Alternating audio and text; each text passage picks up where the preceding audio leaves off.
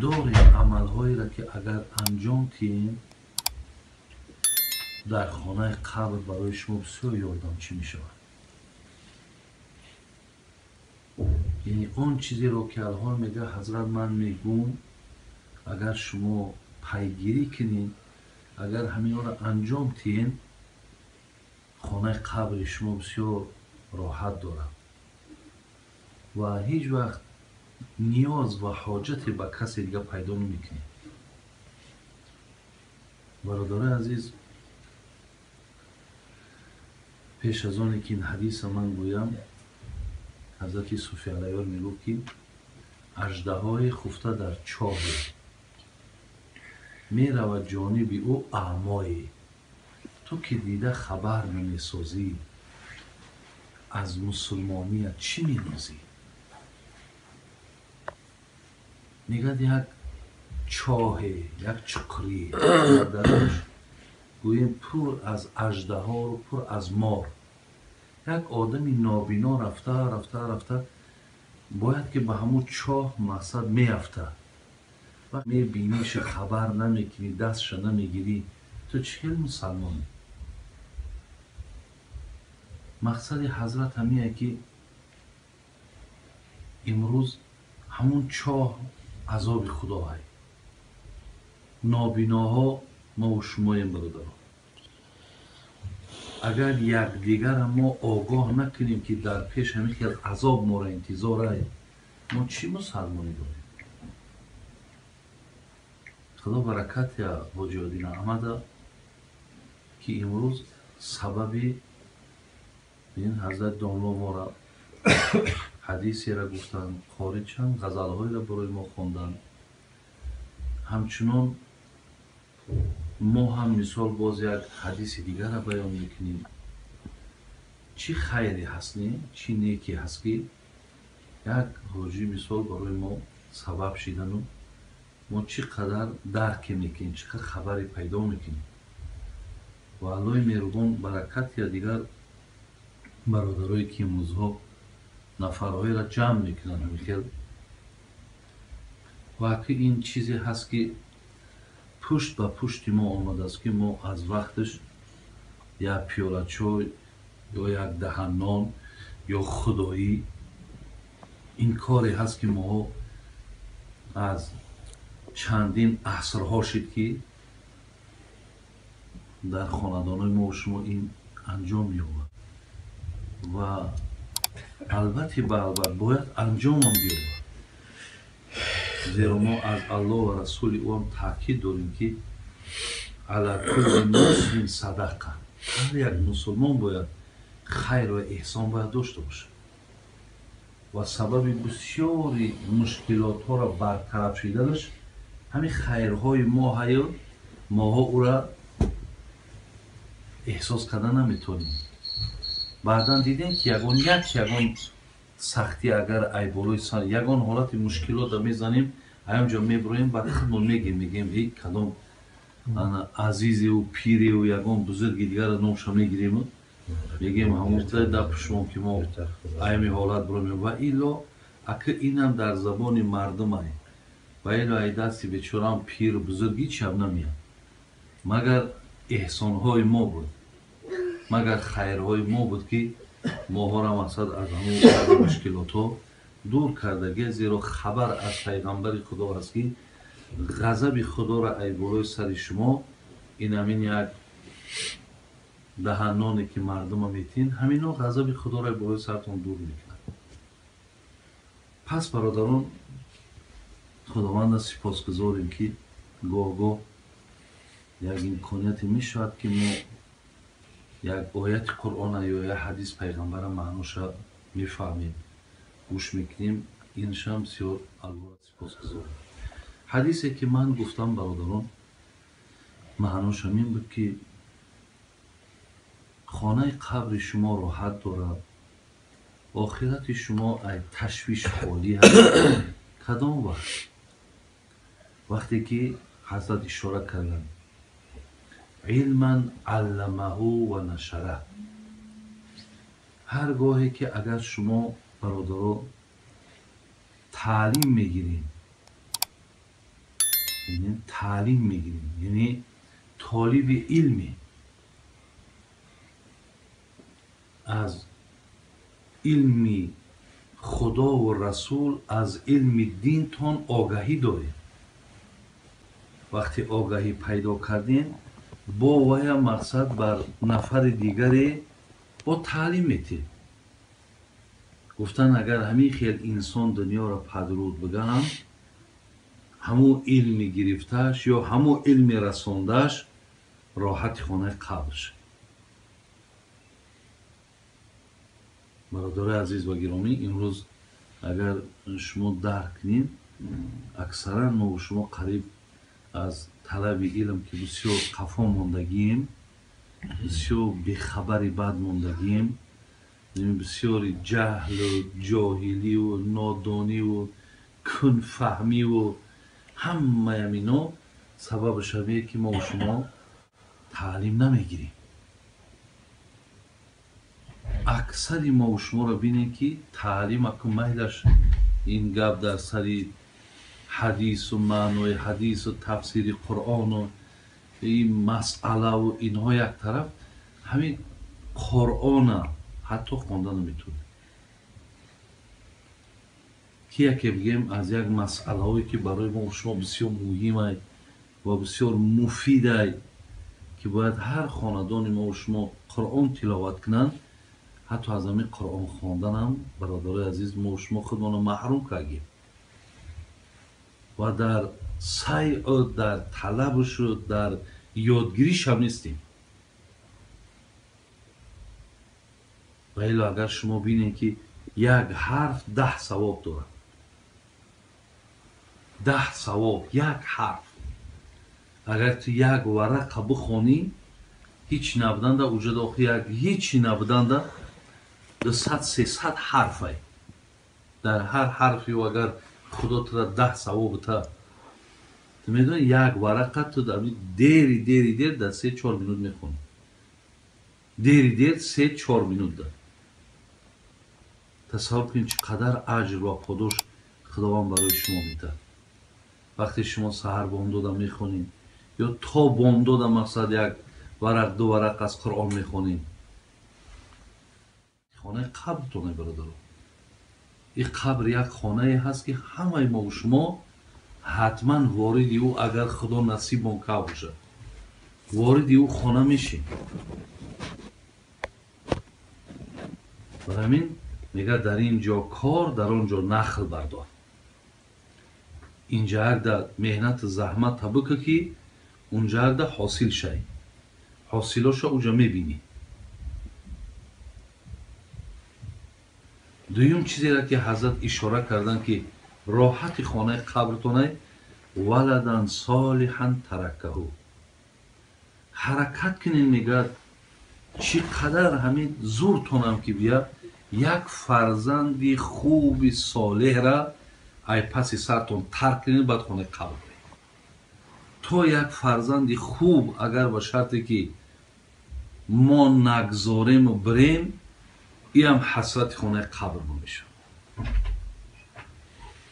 برادر عزیز، برای یعنی چیلی که ما دیدیم که همین در همین دنیامون سعی داریم حرکت داریم که همین بچه هکامون مثلا به یک سین سال رسیدیم دست خونه بگیرن یاردم ممکنن، مقصد بین یاردم ممکنن چی در زندگی باشه چی در نفقه باشه، در هر جد میخواهیم که ما را یاد انکو بینیم که آخرت دهم خانه قبر دهم فرزند صالح را که بگذاری هم دنیات هم در دنیا دستگیریت میکنه، هم خانه قبر دهم راحت خانه قبر هم ایسای فرزند صالح. برای همین از برنامه هایی که برای تربیه در کار برادرها ما در فکری در یک جو کشیش میگیم برادرها اکی داملو برای همین فرزندی صالح آمدن، برای فرزندی صالح از ما باقی گذاشتن چیکار کردن در کار چیکار کنیم که یک فرزندی خوب ایمه باقی مانه و من که اگر از دنیا هم که گذشتم خلاص ای حسابی برکت همی فرزند خوبی را که من تربیه کردم من خانه قبرم راحت داشته باشم. چیکار کردن در کار چیکار کنیم که همین فرزند صالح از ما میشود؟ این راه داره برادران، این راه ها داره. برای همین شما دیدیسین که میگه پیامبر نازنین که دیگر چیزی که از بعد سر شما برای شما یاردمچیان دیگرش فرزند صالح های.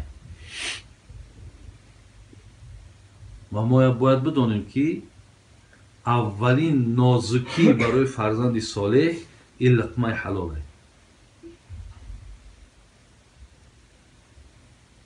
لقمه را حلال میکنیم برادرو.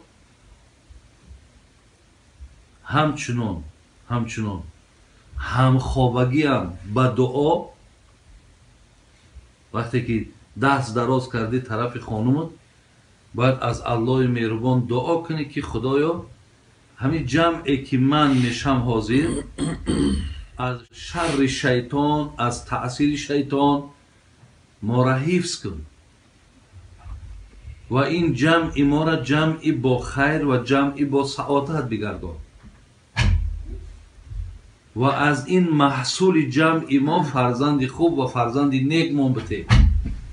شما دیدین که حضرت ابراهیم علیه السلام وقتی مژده دادن وقتی جبرائیل آمد و حضرت سن سالش به 120 رسیده بود وقتی مژده فرزندش داد که خداوند برای تو فرزند میده حتی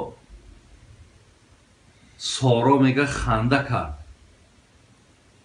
که یک کمپیر مقصد در او سن سال خندهش آمد که مقصد ما را فرزند میده خداوند. ما هم یک زنی که تمام دیگر مقصد حالت تولدم نیست که قدرت الهی به همه چیز قادر برادران به پدر فرزند پیدا او کند طفل را در مهد گویا او کند او قدرت داره. وقتی ایرا شنید حضرت ابراهیم چی گفت؟ ربی هب لی من الصالحین خدای مادامی که فرزند میتی فرزند صالح میتی دعا کرد برادران و خدای مهربان اسماعیل برای او چقدر فرزند خوبه برای او نصیب گردوندن. از این لحاظ برادرای عزیز و گرامی دیگر چیزی که برای ما مهم به دست خانه قبر مونده چیه؟ فرزندی صالح که زشته و رفتن برای ما لازم و در کاره. دیگرش میگه او مصحفا ورثه یا ما برادران امکانیت داشته باشیم اگر مبلغ داشته باشیم شرایط داشته باشیم قرآن هم میگیریم برادران و خرید میکنیم برای نفرهایی که میخوانن قرآنشون میتیم میاریم یک قرآن دست یا حبیل دارم میتونیم میگم برادر زمین قرآن رو بگیر بخوانه در حق ما دعا کن تا وقتی او قرآن ما در دست همیو دور میگرده و ایو میخوانن من از حساب این خانه قبر ما راحت دارم.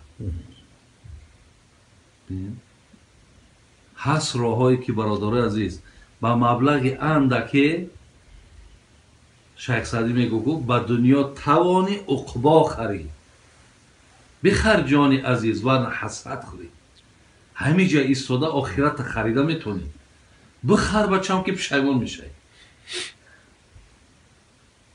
همون دورهایی که در مسجد بودیم میدیدیم برادرای عزیز که مردم میآمد 100 دانه قرآن چند کراکم جا میمون میگو همین را مردم در تقسیم کنین بخونن در حق نام چیه نام ما چی در کار بوجی هم بته در حق ما دعا کنن.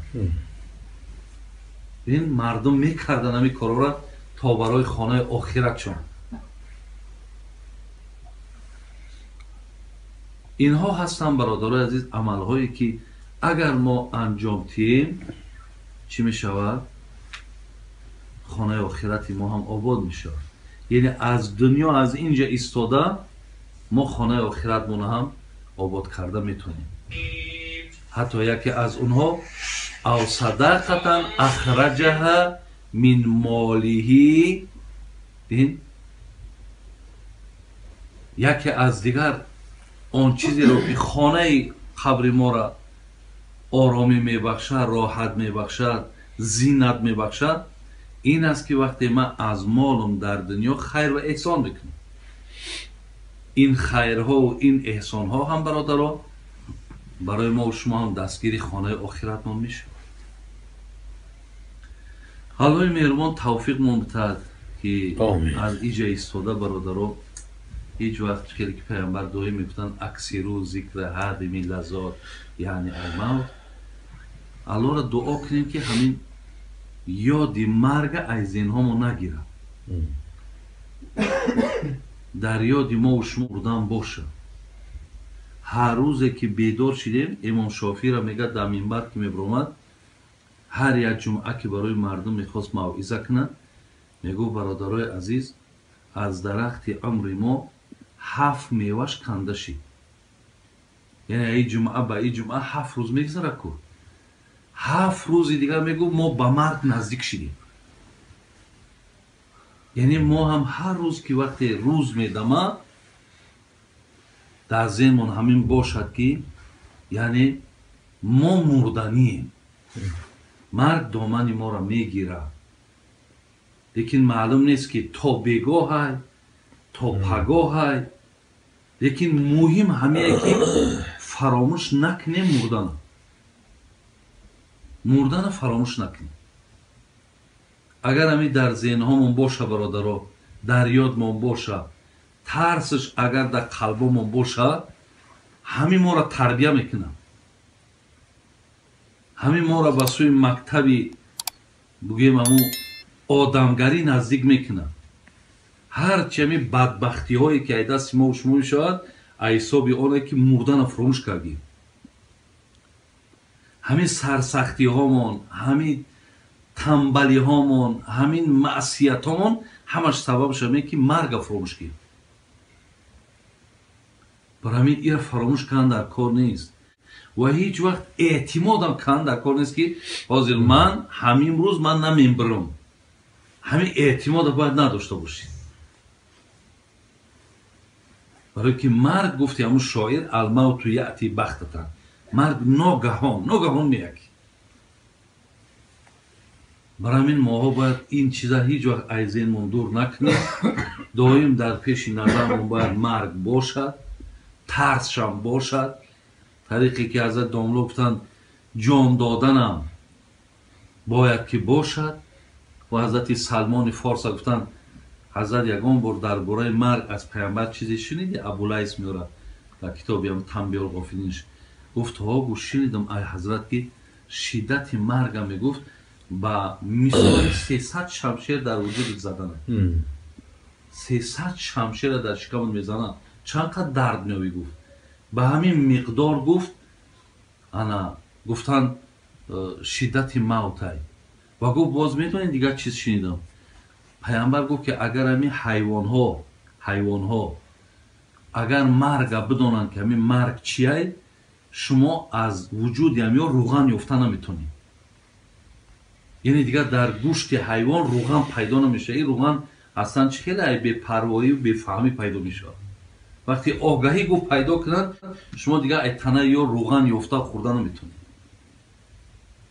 برای این ماها هم برادرها بی پروایی بدم نباشیم، بی اهمیت هم نباشیم، با جوانی مون هم تکیه نکنیم، با تنی صحت مون هم تکیه نکنیم، با این هم تکیه نکنیم که من علاقه آنتی ویروس دارم.